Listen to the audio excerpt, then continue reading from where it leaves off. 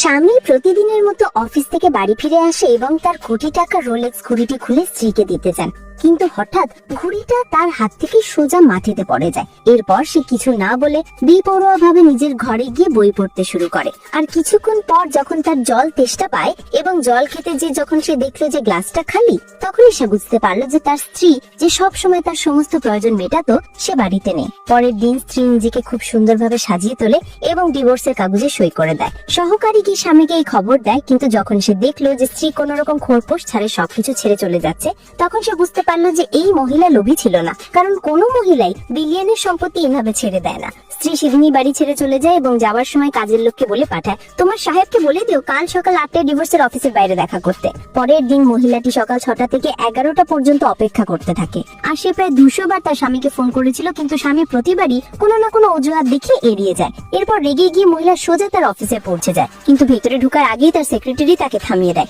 Madam, আপনি আবার এসে গেছেন? আজ তো বসের জন্য খাবার আনেননি। যাই হোক, গতবার তো উনি আপনার বানানো খাবার ফেলেই দিয়েছিলেন। স্ত্রী ঠান্ডা গলায় বলল, আমাকে ছবে না, না হলে আমার হাত উঠে যাবে। এখন বুঝতে পারছি ও কেন বাড়ি ফেরে না। অফিসে তোমার মতো সেক্রেটারি থাকলে যা হয় আর কি। সেক্রেটারি ঘাবড়ে গিয়ে বলল, ম্যাডাম আপনি ভুল বুঝছেন, আমি শুধু ওনার অ্যাসিস্ট্যান্ট। স্ত্রী হেসে বলল, আরে আমি তো মজা করছিলাম। কিন্তু সেক্রেটারি বলল, আপনি সত্যি ভুল বুঝছেন। স্ত্রী বলল, তোমার বসের চোখ খারাপ হতে পারে, কিন্তু এতটা নয় যে সে যে কোনো জিনিস পছন্দ করে ফেলবে।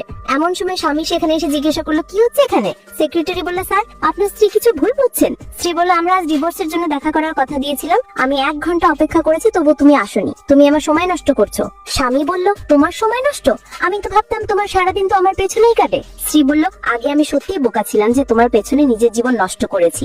আর স্ত্রী খুব রেগেছিল এবং চলে যেতে লাগলো, কিন্তু স্বামী তার হাত ধরে ফেললো। স্ত্রী হাত ছাড়িয়ে নিয়ে বলল, তুমি ডিভোর্স থেকে এত পারাচ্ছ কেন? তোমার আসল উদ্দেশ্যটা কি?